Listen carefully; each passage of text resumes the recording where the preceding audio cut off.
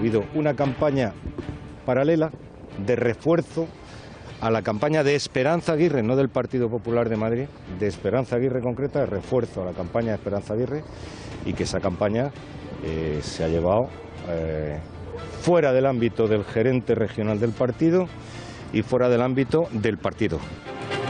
Muy buenas noches y bienvenidos a las noticias de Intereconomía. Es lunes, 12 de febrero, y ya han visto un nuevo exsecretario general del Partido Popular, en este caso de Madrid, que canta. Se desdice de todo lo que había asegurado durante años y acusa ahora al PP y en concreto a Esperanza Aguirre de financiarse irregularmente. Alba Vila, buenas noches. Muy buenas noches, Gonzalo. Se trata de Francisco Granados, uno de los principales acusados en la trama púnica, una supuesta trama de corrupción madrileña en la adjudicación de contratos públicos a cambio de comisiones. Granados acusa directamente a Aguirre de una campaña paralela dentro del Partido Popular de Madrid para reforzar la imagen de la presidenta regional. Granados acusa, pero no aporta ninguna prueba, es decir, es su palabra, la de un hombre denostado en su día por su propio partido y rodeado de escándalos judiciales, contra la del resto. Un nuevo exlíder del PP que, tras negar durante años las irregularidades de su partido, ha encendido el ventilador para empezar a esparcir todo tipo de acusaciones a los de su alrededor, al tiempo que clama, eso sí, por su inocencia. Y Granados no se ha quedado ahí. Ha apuntado a Cristina Cifuentes como una de las personas de confianza de Ignacio González y supuesta conocedora de esa trama irregular que pagaba dinero para mejorar la imagen de Aguirre. Incluso ha ido más allá al hacer confesiones personales de la propia Cifuentes. La presidencia regional se defiende. Francisco Granados es una persona que está siendo juzgada en estos momentos por diversos procedimientos judiciales. Ha estado en la cárcel más de 2 años, es un presunto delincuente y supongo que todas esas declaraciones que le está haciendo tienen mucho que ver con su estrategia de defensa. La declaración de Granados es una de las principales noticias que nos deja este lunes. Repasamos el resto de la actualidad en titulares.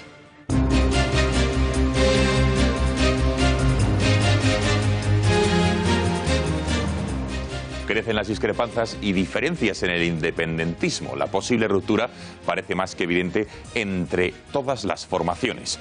El viernes, si Junts per Catalunya presentaba una petición para cambiar la ley de presidencia y así poder investir a Puigdemont, desde luego que en Esquerra no comparten esa visión. Eso sí, lo hacían en solitario, como les digo, sin contar con las filas republicanas, que rechazan un acuerdo a medias y piden una investidura efectiva. Tal es así que Junqueras abre la puerta a Marta Rovira como candidata a presidir la Generalitat. Es obvio que el Estado jamás permitirá que la investidura de Puigdemont sea efectiva. Marta Rovira es una gigante, una persona en la que todos confiamos.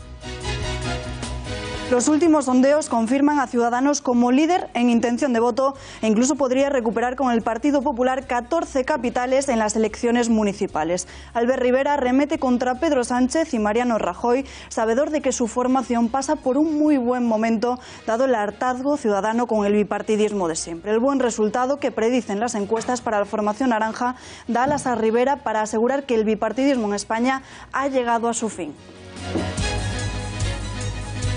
Nuevo escándalo destapado en una ONG. Cooperantes de Intermón Oxfam contrataron a prostitutas en Haití tras el devastador terremoto de 2010 e incluso hay denuncias por supuestos abusos a niñas menores de edad. La directora adjunta de la organización ha dimitido en las últimas horas, asegurando que avergonzada no haber manejado correctamente estas graves denuncias que sí que conocían. Exhumación en Ibiza para canonizar a 21 sacerdotes asesinados durante la Guerra Civil. Hace pocos días se iniciaba este proceso en la parroquia de Santa Eulalia, que va a continuar en la Catedral de la isla. Los forenses ya están preparando un informe que enviarán a Roma en el que se constatan los hechos documentados. Será la última fase de este proceso iniciado en 2008 antes de la beatificación de los mártires.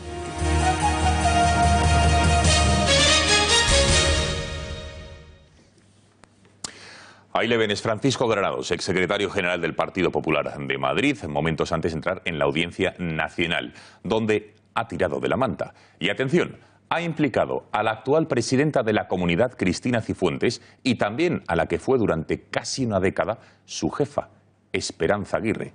¿De qué? De formar parte de una supuesta trama y de haber creado supuestamente campañas de financiación irregular para potenciar la imagen pública de la propia Aguirre.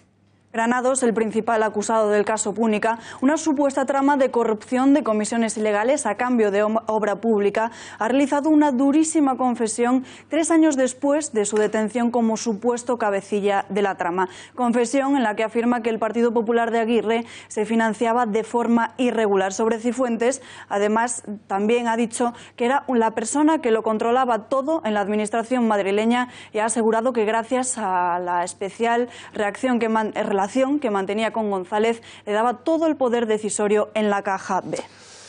María.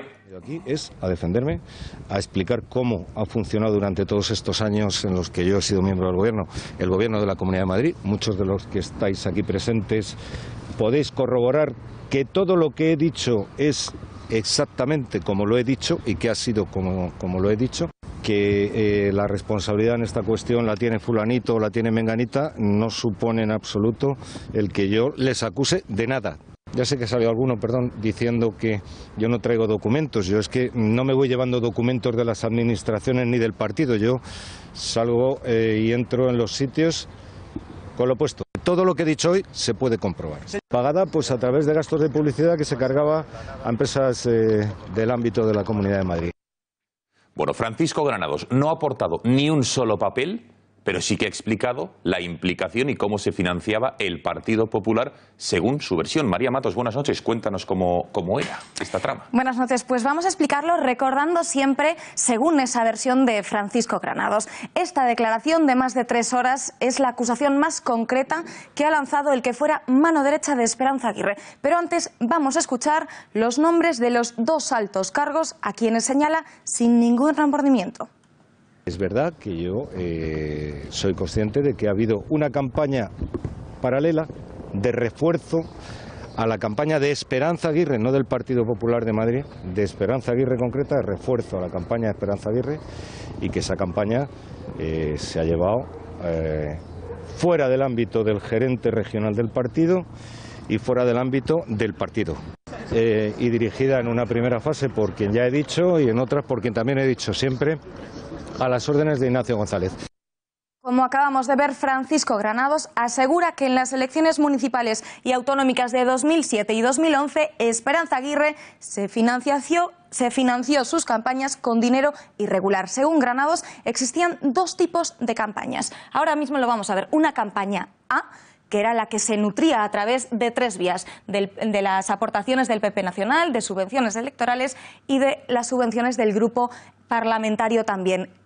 La campaña A era la que él organizaba y era la oficial y la que era legal. Pero también asegura que existía una campaña paralela, la llamada campaña B, que tenía como objetivo reforzar la imagen de Esperanza Aguirre y que era controlada por Ignacio González. Veamos cómo funcionaba esa supuesta campaña B según claramente la versión de Granados. Al menos 5 entidades públicas, aquí las tenemos: Promo Madrid, Canal de Isabel II, ICM, que es una agencia de informática y telecomunicaciones, IMADE y el consorcio de turismo. Todas ellas servicios públicos, contrataban servicios de publicidad fraudulentos a empresas como SWAT. Esta empresa jugó un papel muy importante porque era la misma empresa que también organizaba las campañas de Esperanza Aguirre en esos años, entre el 2007 y el 2011.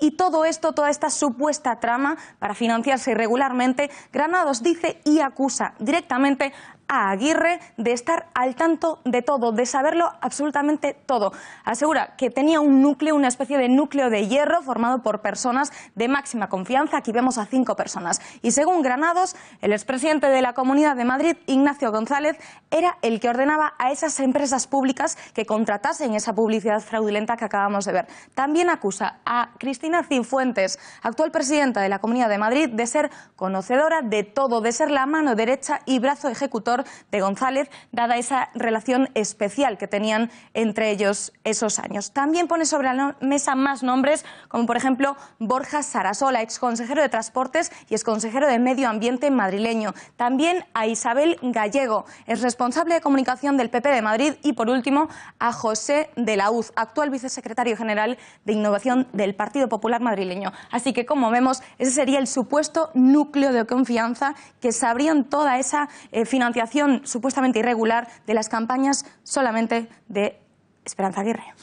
Muchísimas gracias, María. Ha quedado clarísimo. Es la versión, como nos decía nuestra compañera, de Francisco Granados. Cristina Cifuentes, por su parte, ya ha respondido a las acusaciones del propio Granados tras un acto en los teatros del Canal. Ha asegurado a los medios de comunicación y ha recordado que Granados es un supuesto delincuente y ha pedido a la justicia que actúe cuanto antes y manifiesta que tiene una tolerancia cero ante la corrupción. Por ello, anuncia querellas. Francisco Granados es una persona que está siendo juzgada en estos momentos por diversos procedimientos judiciales. Ha estado en la cárcel más de 2 años, es un presunto delincuente y supongo que todas esas declaraciones que le está haciendo tienen mucho que ver con su estrategia de defensa.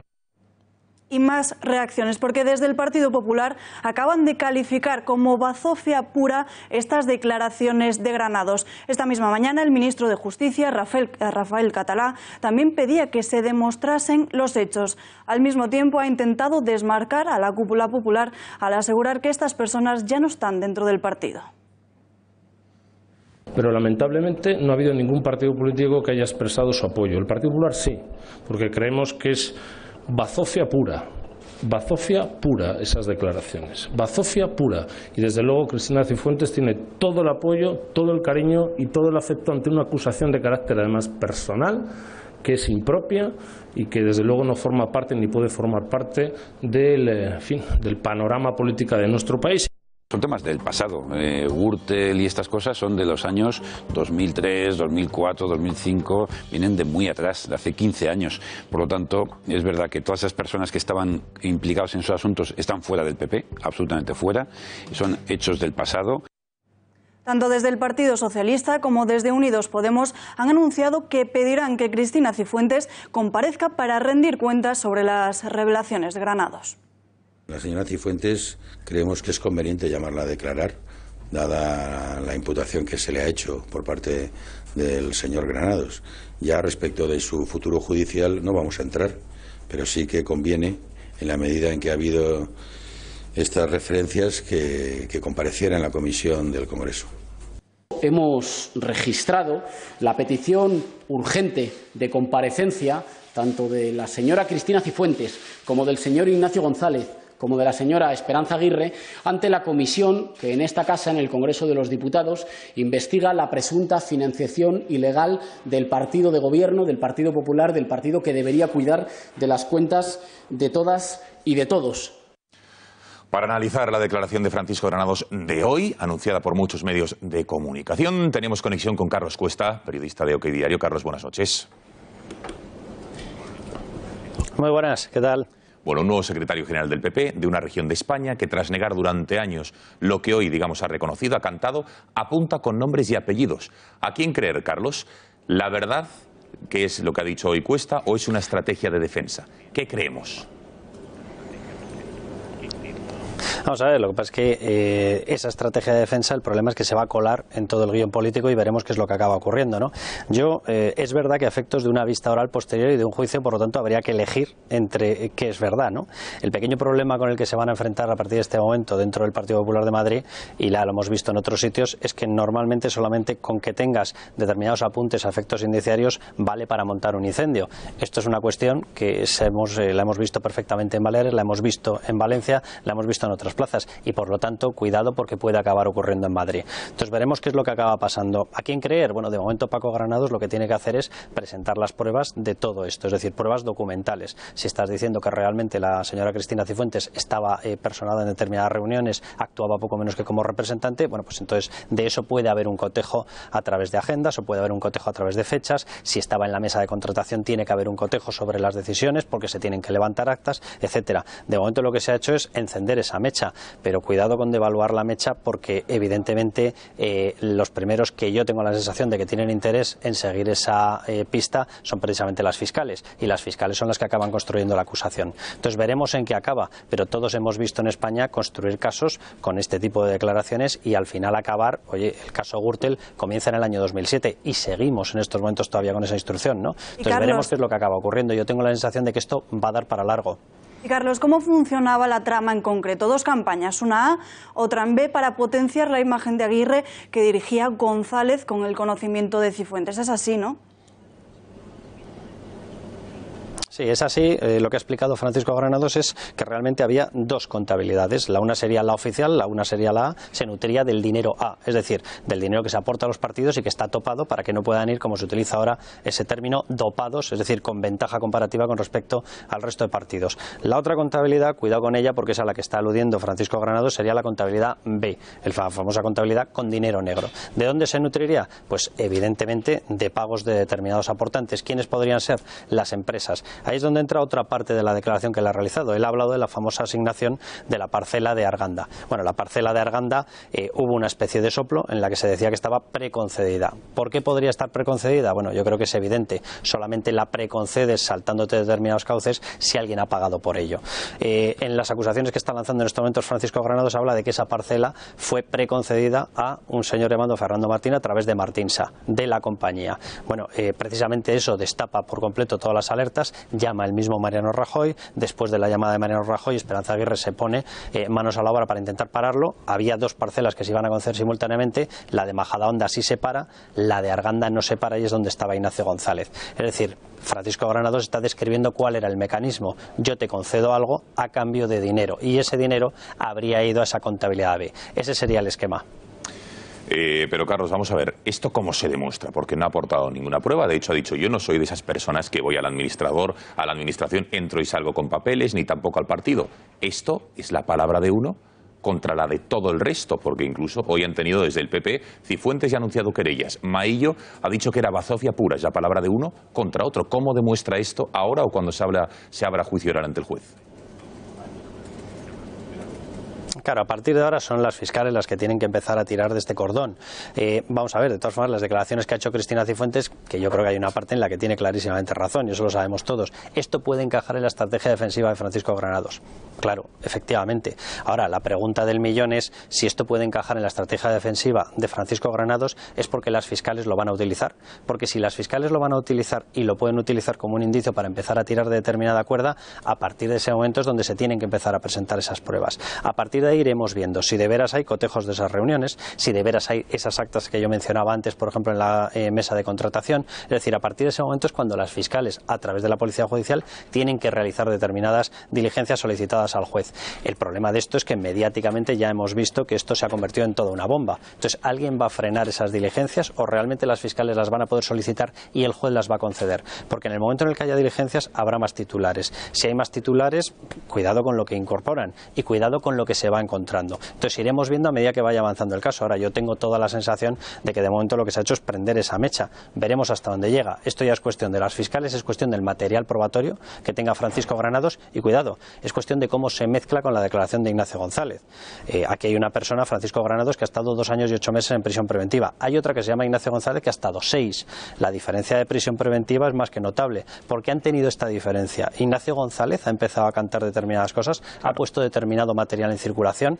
Cuidado con la mezcla de las dos versiones y del material que vayan a aportar los dos. Es decir, yo tengo la sensación de que de momento las fiscales están encontrando material. Carlos, muchísimas gracias por atender a nuestro informativo y buenas noches. Buenas noches. Como les decíamos, al igual que ocurrió con Ricardo Costa en Valencia, lo asegurado por Granados rompe con lo dicho por él mismo hasta la fecha. Echemos la vista atrás y recuperemos la hemeroteca.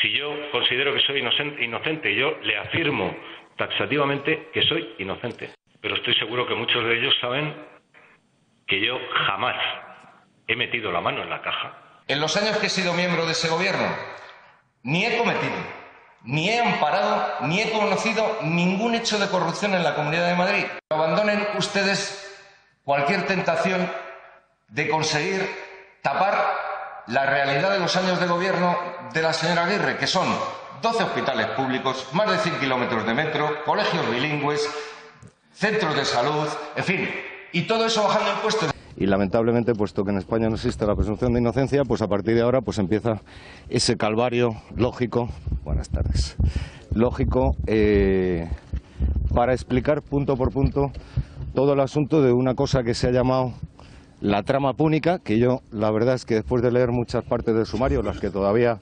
las que no están todavía en secreto, pero después de leer todo eso yo no sé si existe, creo que no, pero desde luego si existe, ni formo parte de esa trama, ni desde luego soy ni mucho menos el cabecilla. Uno más, sin lugar a dudas. Un nuevo exsecretario general del Partido Popular de una región española, en este caso de Madrid, que tira de la manta. Y lo más grave es que ha dicho todo lo que había negado, lo acaban de escuchar, durante tantos años, sobre todo desde que salió de prisión y antes, evidentemente, de ir a la cárcel. ¿A quién creer? ¿Al antiguo Paco Granados o al de ahora? Al que delante de un juez ha acusado, ha encendido el ventilador acusando al resto de sus excompañeros del partido, a aquellos que le echaron. A Esperanza Aguirre, la que en cuanto empezó a ver indicios de las supuestas irregularidades de Francisco Granados, decidió poner punto y final a su etapa en el partido. Empieza a ser habitual políticos que durante muchísimo tiempo dicen una versión para después, delante del juez, decir la contraria. No sabemos si es un pacto al que ha llegado con la justicia o con la fiscalía. Lo que sí que queremos saber es la verdad, y eso es lo que exigimos. Si antes mintió y ahora dice la verdad, bienvenida sea. Pero si antes dijo la verdad y ahora está mintiendo, cuidado, porque con las aseveraciones que está haciendo estos días, está faltando al honor y a la fama de muchísimas personas.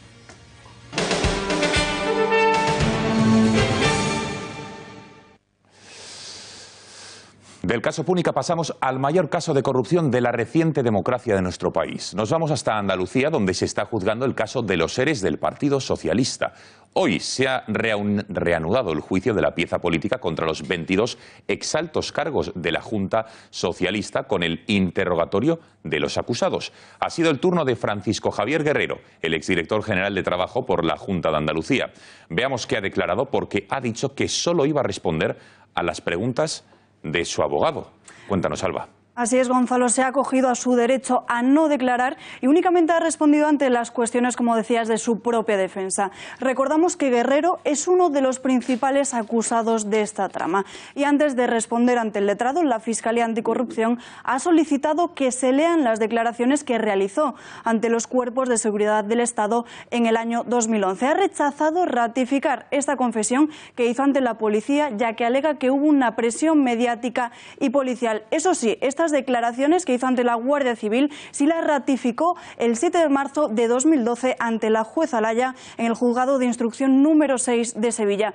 ¿Y qué fue lo que dijo en estas confesiones? Pues negó ser consciente de la existencia de intrusos, es decir, personas que nunca trabajaron en las empresas en las que se prejubilaron. La Guardia Civil preguntó, entre otras cuestiones, a Guerrero sobre el trasvase de fondos de unas pólizas a otras y los pagos cruzados que evitaban el control de la intervención. Esta cuestión, declaró en su día Guerrero, también se puso en conocimiento de sus superiores y se trató en todos los consejos de dirección. Todas estas declaraciones ahora las niega. Empiezan los interrogatorios. El juicio tendrá sesiones todos los lunes, martes en horario de mañana a partir de las 10 y también los miércoles en horario de tarde y de mañana. También se puede habilitar alguna sesión más semanal en caso de que sea necesario. Se espera que sigan las declaraciones de los exconselleros de Empleo Antonio Fernández y José Antonio Viera, el ex viceconsejero Agustín Barbera y la exministra Magdalena Álvarez. Manuel Chávez y José Antonio Griñán los veremos sentados en el banquillo entre los últimos. Y tras los 22 acusados están citadas otras 56 personas en calidad de testigos. Gonzalo. Muchísimas gracias, Alba, para intentar poner un poco de luz a qué es lo que se está juzgando y las implicaciones, tanto jurídicas como políticas. Tenemos conexión con el periodista Antonio Salvador, del Independiente. Antonio, buenas noches. Hola, buenas noches, Gonzalo. Bueno, para situar a nuestra audiencia, ¿quién es Guerrero? Javier Guerrero es uno de los principales procesados en esta rama política del caso de los ERE. Debemos recordar a la audiencia del caso frente al criterio que mantuvo la juez que inició las pesquisas judiciales, la juez Mercedes Alaya, cuando fue sustituida por María Núñez Bolaños. Esta accedió a la petición de la Fiscalía Anticorrupción y optó por desgajar la causa, esta macrocausa tan compleja que comenzó a investigarse en enero del año 2011, se ha desgajado en múltiples piezas. Bueno, pues intentando responder a tu pregunta, Gonzalo, ¿quién es Javier Guerrero? Javier Guerrero fue director general de Trabajo y Seguridad Social de la Junta de Andalucía entre finales de septiembre del 99 y abril del 2008. Es decir, estamos hablando de un periodo bastante amplio y toda su gestión, él digamos que era el responsable dentro de la Consejería de Empleo de la Junta de Andalucía, el responsable de gestionar la partida presupuestaria que él mismo, que el señor Guerrero, cuando prestó declaración como testigo ante la Policía Nacional el 21 de diciembre del 2010, describió como un fondo de reptiles para crisis. Desde luego, él no era consciente cuando pronunció esas palabras del valor simbólico que iban a adoptar. Resumiendo mucho, pues la persona que ha gestionado esa partida presupuestaria con la que de forma arbitraria la Junta de Andalucía durante una década repartió pues como 855 millones de euros. Y Antonio, ¿por qué se desdice ahora de lo asegurado en el pasado, diciendo que en 2012 confesó ante la Policía y Guardia Civil bajo presión y sobre todo incluso cuando ratificó esta declaración ante la jueza Ayala? Alaya, solo puede obedecer a una cuestión que forme parte de esa estrategia de defensa, porque lo que vamos a ir asistiendo conforme vayan avanzando las sesiones del juicio, vamos a ver claramente cómo las defensas va a llegar un momento en que tiene que haber, digamos, fisuras. ¿Por qué? Porque hay dentro de los procesados, de esos 22 procesados a los que tú te referías con anterioridad, hay un núcleo, hay un grupo que tenían una responsabilidad en el área de Hacienda. Pero hay otros, fundamentalmente el señor Guerrero, José Antonio Viera y Antonio Fernández, todos consejeros de empleo, que digamos que tienen otra responsabilidad. Eran ellos los que, con independencia del mecanismo presupuestario que se utilizó para pagar esas ayudas, eran los concedentes, digamos los que tenían un conocimiento directo de a quién se le estaban concediendo las ayudas. Por eso digo que solamente puede obedecer a una estrategia de defensa que el señor Guerrero haya comparecido hoy ante el tribunal y haya dicho que no reconoce, que no ratifica sus declaraciones, tanto las que hizo a principios del 2011 ante la Policía Nacional como las que llevó a cabo en el 2012, no solo ante la Guardia Civil, sino también ante la propia jueza Alaya, porque como tú bien decías, cuando Alaya le tomó declaración, la primera pregunta que le formuló es: ¿se ratifica usted lo que dijo a la Guardia Civil? Y en aquel momento el señor Guerrero dijo: sí, me ratifico. Ahí queda eso. Pues Antonio Salvador, periodista del Independiente, gracias por haber atendido las llamadas de este informativo y buenas noches. Muy buenas noches, saludos.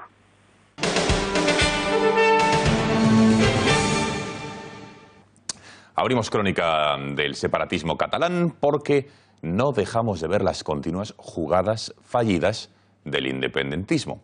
Atención, porque hoy hemos conocido una petición de cambio de leyes, manifestaciones, contradicciones y la guerra subterránea entre Esquerra Republicana y Junts per Catalunya, y porque vuelve a ponerse de manifiesto a propósito de la investidura.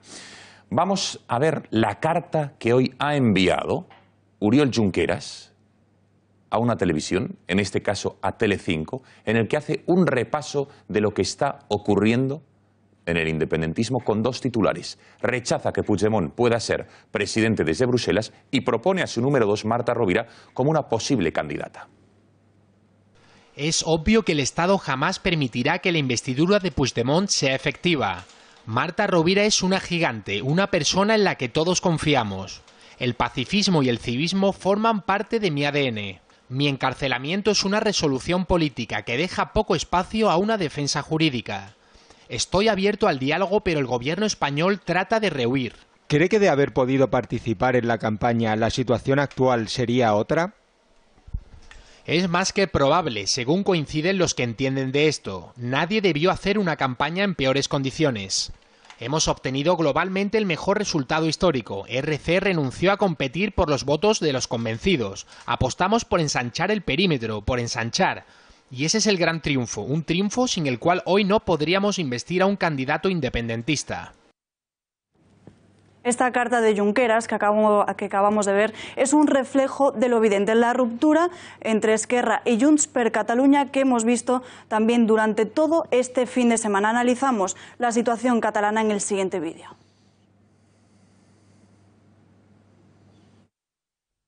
El camino hacia la soñada independencia de los separatistas está teniendo más curvas de lo que pensaban.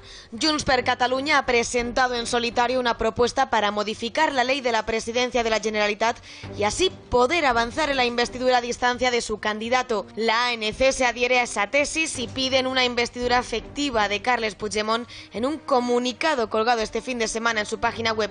Según la ANC, la investidura de Puigdemont debe hacerse aunque se encuentre en Bélgica y advierten además que preparan movilizaciones. La portavoz de Junts per Catalunya en el Parlament, Elsa Artadi, lo ha dejado muy claro en una entrevista en Aracat. El nostre candidat, ja ho sabeu, és el president Puigdemont, però no només és el nostre candidat, és el candidat del Parlament i fins on nosaltres sabem, el candidat del Parlament té 68 vots. Sin embargo, los de Esquerra Republicana siguen trabajando, dicen, para llegar a un acuerdo en los próximos días para una investidura que acabe con el 155. El primer objectiu és reconèixer la legitimitat del president Puigdemont a Brussel·les i el segon objectiu és formar alhora un govern efectiu a Catalunya que posi fi al govern del PP. También de su partido, pero desde la presidencia del Parlament, Roger Torrent también ha hecho mención al 155 con polémica incluida. Un acte que s'inscriu en aquesta voluntat del govern de la Generalitat de recuperar la memòria que ara està en perill per l'aplicació de l'article 155. Y como no todo es un camino de rosas, alguien ha dejado en mal lugar al tan aclamado Puigdemont. ¿Quién? El cunyado de Oriol Junqueras. Vean. S'han posat en contacte gent de molts partits, de moltes entitats, però aquest particularment del president, la tocada del president, ella no l'ha rebut. Home, jo diria que és sorprenent, perquè és el seu vicepresident i que no hagi rebut una trucada de la seva dona per saber una mica com estàs, doncs, home, sí, la veritat és que ens ha sorprès. ¿Será investido Puigdemont desde Bélgica? ¿Cambiarán las leyes? ¿Se habrá dado por aludido tras las declaraciones del cuñado de Junqueras? El PSC este fin de semana ya ha pedido que Roger Torrent inicie una nueva ronda de contactos, la misma línea que ha seguido Inés Arrimadas, que ha pedido dejar fuera a un lado el empeño de investir como presidente a Carles Puigdemont. Tiene que entender que no puede seguir haciendo un furcadell, que no puede seguir poniendo el Parlamento al servicio de Puigdemont y que empiece a pensar un poquito más en los intereses no solo de los 135 diputados, sino de los 7,5 millones de catalanes a los que todos representamos. El señor Torrent tiene bloqueado el Parlamento y lo tiene puesto al servicio de un huido de la justicia. Bueno, quien sigue en su guerra contra todos es Carles Puigdemont, el expresidente huido que ya se ha quitado su careta y muestra toda su radicalidad. Si el otro día acusaba a los partidos, mejor dicho, constitucionalistas del discurso de odio, hoy ha cargado contra Albert Rivera, contra Íñigo Méndez de Vigo, contra José Manuel Villegas y una retahíla de políticos, Alba. Así es, Puigdemont ha cargado duramente contra todo aquel que no defiende ni su investidura ni el procés. Ha sido a través de un tuit en el que les califica como orgullosos carceleros de la democracia, garantes de la persecución jurídica y mediática, de violencia verbal y policial. Portavoces, dice, del inmovilismo feudal del 35. ¿Qué miedo tenéis a los ciudadanos libres? Y a pesar de todo lo que hacéis, os acabarán pasando pacíficamente por encima. Os acabarán pasando por encima, aunque sea pacíficamente. ¿A quién se refiere Puigdemont? ¿Es una amenaza? ¿Está amenazando con algo concreto? Mientras tanto, la justicia continúa con su camino en su objetivo de dirimir responsabilidades del golpe de Estado que se perpetró el pasado mes de octubre. Esta semana va a ser clave para esclarecer cuál es el papel de cada uno de los que integraron o formaron parte del referéndum ilegal. Atención, hay 8 exdirigentes van a declarar desde mañana hasta el jueves de la semana que viene. Así es, mañana es el primer día. Comienza en Santiago Vidal, el que fuera juez y senador de Esquerra, quien dijo que la Generalitat tenía todos los datos de los catalanes obtenidos de manera ilegal. El miércoles es el turno de Mireia Boya, miembro de la CUP. Lo más grueso de las confesiones empezará el lunes 19 con la coordinadora general de Junts per Catalunya, Marta Pascal, y la secretaria de Esquerra, Marta Rovira. El día 20 será el turno del expresidente Artur Mas y de Neus Lloveras. Y el último día, el día 21, la exdiputada de la CUP, Ana Gabriel, que no sabemos todavía si se presentará a declarar ante el Supremo. Sobre todos los citados a declarar ante el Supremo pesa un delito de rebelión. En Barcelona, mientras tanto, los partidarios de Tabarnia han lanzado un mensaje claro a Ada Colau. Barcelona es española. Así lo han querido poner de manifiesto decenas de personas que han acampado este fin de semana en la Plaza de Cataluña. Banderas de España, banderas de la señera, la oficial, la legal catalana de Tabarnia, han inundado la plaza para defender la unidad de España y para pedir que la alcaldesa de la ciudad condal deje de defender al independentismo. Cuando se pospuso la sesión de investidura, cabe recordar, hace aproximadamente 3 semanas, numerosos separatistas acamparon en esta misma plaza. Los Mossos pidieron su desalojo, pero el consistorio de Barcelona lo permitió. Por ello, los manifestantes de Tabarnia han querido emular esa acampada de hace 3 semanas. La acampada transcurría con total normalidad, incluso en el momento en el que un anciano independentista se ha acercado al grupo de manifestantes para montar un numerito. Los acampados no han caído en sus provocaciones. La única mierda que hay en Cataluña es la bandera española. Nazis, zombies. Y los gusanos que... Nueva muestra del adoctrinamiento del separatismo catalán a los niños. Lo van a ver. Atención. Un colegio concertado en la provincia de Barcelona versiona una clásica canción para mostrar su reivindicación sobre el 1 de octubre y para loar a Carles Puigdemont. Repasamos esta nueva muestra, como les digo, de la utilización de niños y repasaremos también otras cuantas más, algo que ya empieza a ser más que habitual. ¿Existe o no adoctrinamiento en Cataluña? Este ha sido uno de los debates más controvertidos desde el inicio del procés y que se ha intensificado sin lugar a dudas después del 1 de octubre. Estas fueron las palabras de una profesora que decidió reprochar a un hijo de un guardia civil las cargas policiales durante el referéndum ilegal. Estarás contento con lo que ha hecho tu padre. Pero no es el único caso. Concentraciones para exigir la liberación de los que consideran presos políticos, manifestaciones en contra del 155 o votaciones en medio de la clase para determinar qué estudiantes estaban o no a favor de la huelga del pasado 8 de noviembre. Pero el disparate ha llegado hasta el extremo este fin de semana. Es carnaval en este colegio de Barcelona y los niños deciden cantar la canción popular El Garrotín con una letra actualizada.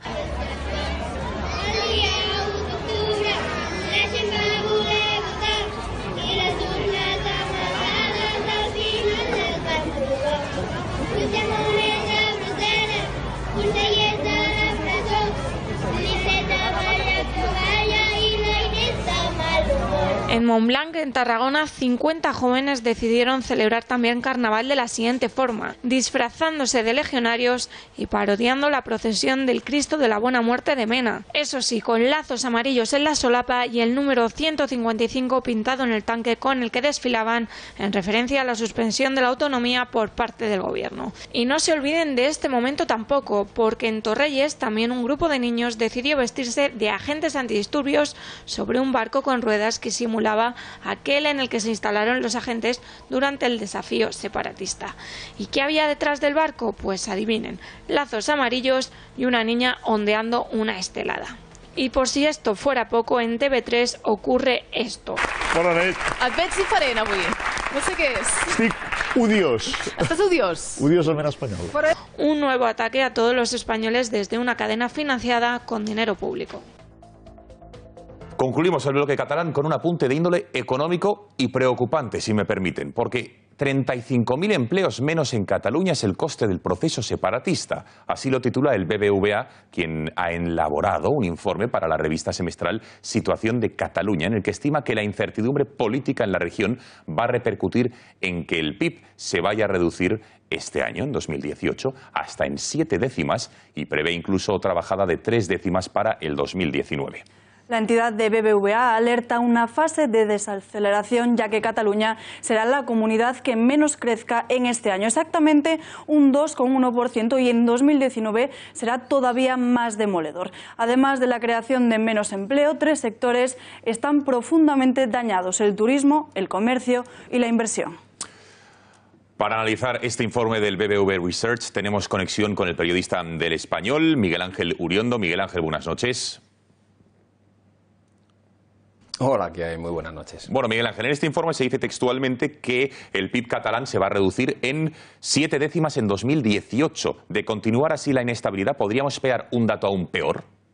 Bueno, en realidad lo que dice el informe de BBVA Research es que el PIB va a desacelerarse. No es tanto que vaya a caer, sino que la tasa de crecimiento va a pasar del 3% al 2,1% en el año 2018 y al 2% en el año 2019. Por tanto, no es tanto que vaya a perder la economía catalana, sino que no crecerá tanto como hubiera podido crecer de no ser por la incertidumbre política de los últimos meses.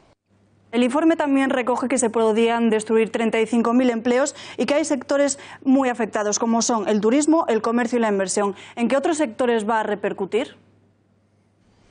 Bueno, volvemos a lo mismo. Cuando hablamos de 35.000 empleos perdidos, no es que la economía catalana vaya a perder 35.000 empleos, es que de los 136.000 empleos que va a generar, ya se descuentan esos 35.000, o sea que se habrían creado muchos más empleos de no ser por la incertidumbre provocada por el reto independentista. Eso no quiere decir que la economía catalana no vaya a crecer, esto es importante señalarlo, sencillamente que no crecerá en número de empleos como hubiera podido ser posible de no ser por esta situación. Si hablamos de sectores, un sector claramente afectado es el inmobiliario. Precisamente hoy en el Español entrevistábamos al consejero delegado de Merlin Properties, que nos hablaba de cómo los alquileres en Barcelona están alcanzando los niveles de Casablanca en Marruecos. Es verdad que está afectando gravemente al inmobiliario, pero bueno, el que bajen los alquileres no tiene por qué ser negativo para todo el mundo tampoco. Gracias por esta entrevista, la verdad es que francamente interesante, de todo lo hemos conocido, y buenas noches. Más asuntos. El Partido Popular y Ciudadanos sumarían o podrían sumar una mayoría en 35 capitales y recuperarían otras 14 que ahora mismo están gobernadas por fuerzas de la izquierda. En una encuesta que publicaba este domingo el ABC sobre las elecciones municipales del año que viene, se plasma cómo el centro-derecha, por llamarlo de alguna manera, se expandiría por nuestro país. El PP, según ese sondeo, sería la formación más votada, ya les digo, en la capital de España, en Zaragoza, en Palma de Mallorca, en Córdoba, en Valladolid y en otras tantas ciudades. Por su parte, la formación naranja recibiría el mayor número de votos, atención, en 2 provincias valencianas, 2 capitales, Valencia capital y en Alicante. Las elecciones municipales van a ser una especie de previa a lo que ocurra, dicen los analistas, en las elecciones generales del 2020. Y el líder de Ciudadanos, Albert Rivera, ha comentado hoy estos últimos datos y ha arremetido con dureza contra Partido Popular y Partido Socialista, partidos a los que considera totalmente amortizados. Para Rivera, el bipartidismo en España ha llegado a su fin. Hace apenas unos días conocíamos que los líderes de la izquierda son los que más se ausentan en las sesiones del Congreso de los Diputados. Entre ellos, 3 nombres propios: Gabriel Rufián, Joan Tardá y uno de los líderes comunistas, Alberto Garzón.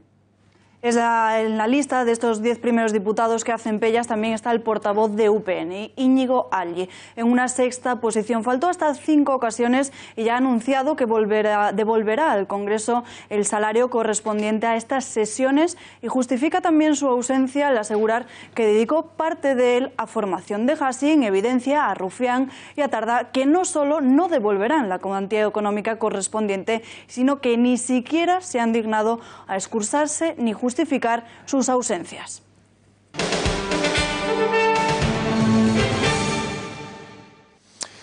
Abrimos crónica del Ayuntamiento de Madrid y de la gestión que del consistorio está haciendo Podemos, ahora Madrid, y en concreto su alcaldesa Manuela Carmena. Javier Torres, buenas noches. ¿Qué tal, Gonzalo? Buenas noches. Hay algunos que ya lo bautizan como una nueva Carmenada. ¿En qué consiste? Pues así es. Hoy los madrileños que pasen por la calle podrán apreciar carteles en los que se anuncia el Año Nuevo Chino. El Ayuntamiento de Madrid pues ha tenido a bien gastarse dinero en conmemorar y en celebrar el Año Nuevo Chino. No es la primera vez que Carmena se decide a celebrar, a darle importancia a una fiesta que tiene poco que ver con la mayoría de los madrileños. Sucedió, por ejemplo, con el Ramadán el pasado año, en el que, por cierto, se gastó 25.000 euros, solamente 25.000 euros menos que en lo que destinó el consistorio en la fiesta religiosa y católica de la Semana Santa. La verdad es que Carmena no es nada nuevo este tipo de actos en ahora Madrid, siempre que es una tradición católica, pues el Ayuntamiento ni siquiera felicita la Navidad o como decimos anteriormente, la Semana Santa. Además, en el último Ramadán, como decíamos el año pasado, el consistorio decía que era una oportunidad magnífica para luchar contra la islamofobia. Si te parece, Gonzalo, vamos a ver un vídeo con esta información. El Ayuntamiento de Madrid ha llenado las calles de la ciudad con carteles en los que felicita el Año Nuevo Chino. Además, el consistorio gobernado por Ahora Madrid anuncia actividades del 9 al 28 de febrero para celebrar esta fiesta de la minoría china. Para Carmena, la celebración del Año Nuevo Chino se ha convertido en uno de los eventos más esperados en la capital, por lo que el Ayuntamiento organizará conciertos, talleres, pasacalles y rutas gastronómicas. Hay que recordar que Ahora Madrid ya participó el pasado mes de mayo en la celebración de la fiesta del Ramadán al considerarla una oportunidad para unir lazos y luchar contra la islamofobia. Estas decisiones contrastan con el veto a la comunidad católica desde que la coalición llegó al Palacio de Cibeles en 2015. La pasada Navidad el consistorio no permitió colocar un Belén en la Puerta de Alcalá. Para Carmena es necesario innovar las tradiciones. La cosa cambia cuando se trata de la religión cristiana. El Ayuntamiento nunca ha felicitado la Navidad argumentando que no todos los madrileños son cristianos. Mientras miembros del consistorio participan en el Ramadán o el Año Nuevo Chino, nunca se ha visto a ninguno de ellos en las procesiones de Semana Santa, cuyo presupuesto el pasado año fue de 175.000 euros, solo 25.000 euros más que el de la celebración islámica. ¿Acaso trata Carmena con el mismo rasero a los cristianos? Esto ocurrió en Madrid. En Alicante, en el municipio de esa provincia, en Callosa de Segura, el Ayuntamiento ha procedido esta mañana a la retirada de la base de la cruz en memoria, atención, de los caídos, de los asesinados por el Frente Popular a sangre fría. El consistorio alicantino aplicaba así la ley de la memoria histórica de Zapatero y la decisión del Tribunal Superior de Justicia de Valencia de retirar los restos del monumento religioso. Sin embargo, el juez, en ese auto, señalaba la semana pasada que esta retirada debía hacerse cuidadosamente. En el auto del Alto Tribunal de Valencia se imponía al Ayuntamiento la obligación de custodiar adecuadamente todos los elementos del monumento para que fuese perfectamente viable la reconstrucción del conjunto. Y presten muchísima atención a estas imágenes que van a ver ahora en sus pantallas. Como ven, no hay ningún tipo de cuidado cuando están retirando el pedestal de la cruz.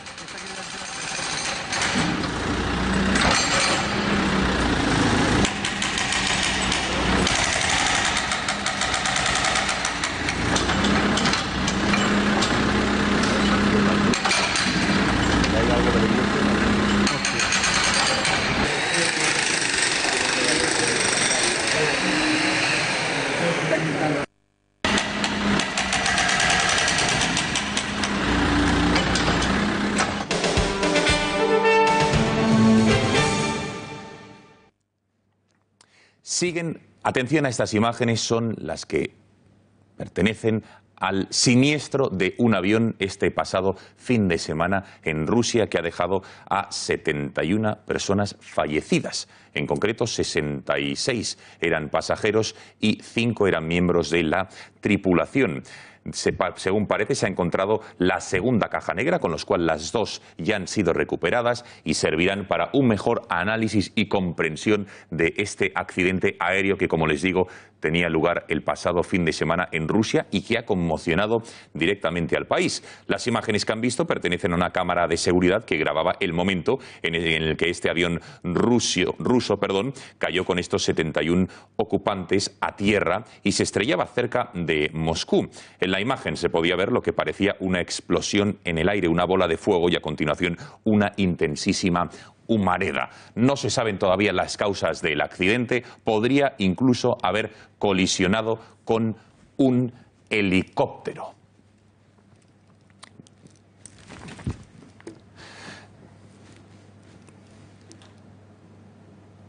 Nos vamos hasta Francia porque las fuerzas y cuerpos de seguridad del Estado galo han ampliado el número de policías para las denominadas no-go zones, es decir, las zonas donde hay un elevado o hay una gran proporción de población musulmana, en este caso radicalizada, que impide la entrada a personas que no comparten este credo bajo la amenaza de sufrir determinadas represalias. Importante medida policial del Estado galo para mejorar la seguridad y que vuelva a la normalidad en estas zonas ocupadas por el estado de excepción permanente.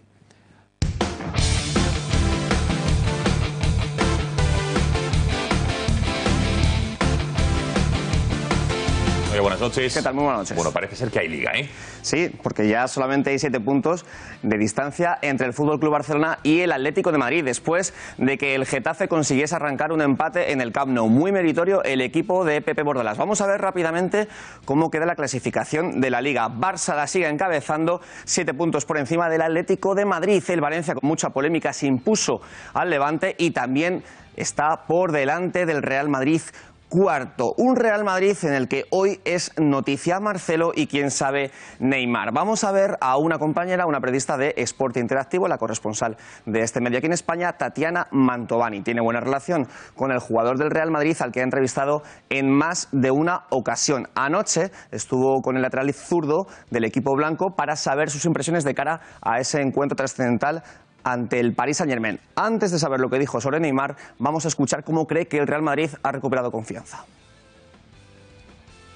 Eu acredito que não, porque se tivesse insatisfeito, eu acho que já não estaria aqui. Ele faz tudo para ajudar o time, é um cara maduro, é um cara que tem uma força muito grande dentro do Real Madrid e faz de tudo para ajudar o time. Eu acho que não está insatisfeito não. Acredito que a confiança está voltando. O mais importante é isso, a gente está bem com a gente, né? É conseguir cruzar bem, é conseguir dar um passe certo, sem ter aquele nervosismo. A confiança na cabeça do jogador é tudo. Bueno, un Marcelo que dice que ante el Paris Saint-Germain ese duelo de octavos de final es una final anticipada de la Champions, pero dice más cosas. Marcelo y Neymar son muy buenos amigos, tienen muy buena relación a raíz de las convocatorias conjuntas en la selección brasileña. Siempre están juntos y así se les ve en las concentraciones de la Cañariña, ya decimos.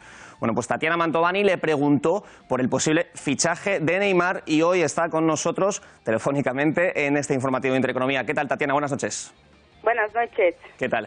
Bueno, antes de nada, enhorabuena por esta entrevista y al final el nombre del día es Neymar. Exactamente, ¿cómo viste a Marcelo cuando te dijo que él veía a Neymar, que él creía que Neymar podría fichar por el Real Madrid?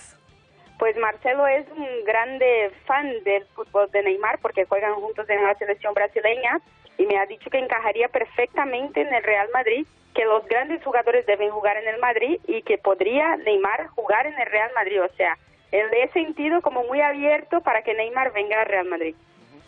Pero dices que suelen estar juntos, además se les ve con bastante buena sintonía. ¿Tú crees que solamente es una opinión acerca de que encajaría en el tipo de juego del Real Madrid o que pueden haber intercambiado algún tipo de confidencia, que Neymar se ha posicionado y le ha dicho quiero jugar en el Real Madrid?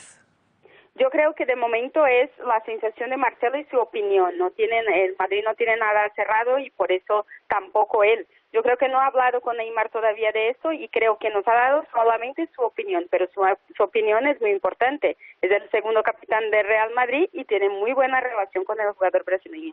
Sí, desde luego no es casualidad que si alguien tan importante como Marcelo hace esta declaración sabe que puede tener consecuencias y por eso lo dice. Más allá del nombre de Neymar, tú le viste que dice que el Real Madrid ha recuperado la confianza. ¿Le ves seguro, le ves convencido de que la plantilla blanca van a pasar a los cuartos de final de Champions?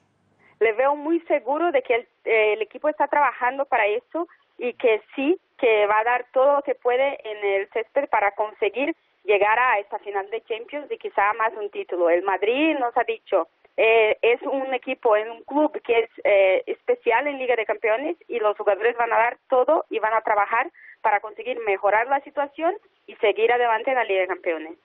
Perfecto, Tatiana. Bueno, pues muchísimas gracias. Enhorabuena una vez más por esa entrevista y veremos si al final Neymar acaba o no en el Real Madrid. Muchas gracias. Gracias a vosotros. Bueno, pues antes de irnos, muy rápidamente, sigue la polémica en torno a ese escándalo, a esa nueva agresión en el fútbol base. En este caso, el entrenador del juvenil de Navalcarnero, agredido por varios futbolistas del Fuenlabrada. En www.pelota.es informamos de todo lo ocurrido. Juan Manuel, gracias. Buenas noches. Buenas noches. Alba, nos vamos. Nos vamos, pero mientras tanto pueden seguir toda la información en el diario de esta casa y suscribiéndose en boletín.gaceta.es. La información vuelve mañana a las 8:30. Gracias por su confianza. Adiós.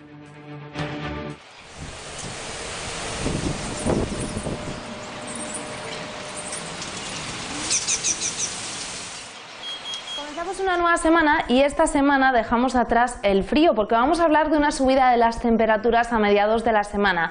No obstante, de momento este martes todavía tenemos muchas provincias con avisos por temperaturas mínimas muy bajas. De hecho, esperamos heladas en gran parte de la península, temperaturas que pueden llegar en el Pirineo catalán hasta los 10 grados bajo cero, en otras zonas a los 8 grados negativos y en muchas zonas de montaña, especialmente del norte peninsular, pero incluso también en la Comunidad de Madrid y este de Castilla-La Mancha. Las temperaturas durante esta próxima madrugada pueden estar alrededor de los 4 grados bajo cero, incluso de los 6 grados negativos. En el cielo que nos vamos a encontrar llega un frente que nos va a aportar mucha nubosidad y también lluvias, especialmente a Galicia y a puntos del Cantábrico. Serán en forma de nieve de nuevo en cotas bajas. Tendremos precipitaciones además más débiles a lo largo del día que pueden darse en otros puntos de la mitad norte peninsular. Cielos más despejados a medida que nos desplacemos hacia el sur, pero de la mano de este frente viene el viento destacable. Durante la jornada de este martes soplará con rachas muy fuertes y de hecho tenemos activos los avisos de nivel naranja en zonas del norte de Galicia por olas que pueden llegar hasta los 6 metros de altura y avisos de nivel amarillo en el resto del Cantábrico también por fuerte oleaje. En la jornada del miércoles seguiremos con esas precipitaciones, llega un frente cálido que va a hacer que estas lluvias sean más débiles y que además suban las temperaturas. Tendremos precipitaciones en puntos de la mitad norte, cielos más despejados a medida que nos desplacemos hacia el sur y en Canarias y seguiremos con esas rachas fuertes de viento en puntos del Cantábrico. Pero lo más destacado, como os decía, va a ser la subida de las temperaturas, suben las mínimas, así que prácticamente despedimos las heladas durante este miércoles y suben también las máximas en un proceso de subida que va a continuar también durante la jornada del jueves. Tendremos valores mucho más agradables en puntos del centro, casi cercanos a los 20 grados en áreas del Mediterráneo y puntos del sur de España. Y es que el jueves siguen subiendo las temperaturas, llegará otro frente que nos aportará lluvias de nuevo al oeste de Galicia y van a ser persistentes durante toda la semana, pero gozaremos de cielos más despejados en puntos del Mediterráneo y sur peninsular. Y además suben las temperaturas, lo hacen las máximas y tendremos valores que no solo en el sur van a estar rozando los 20 grados, sino fijaos porque el viento de sur va a hacer que los termómetros suban mucho en el norte y es que a orillas del Cantábrico vamos a estar rozando los 20 grados.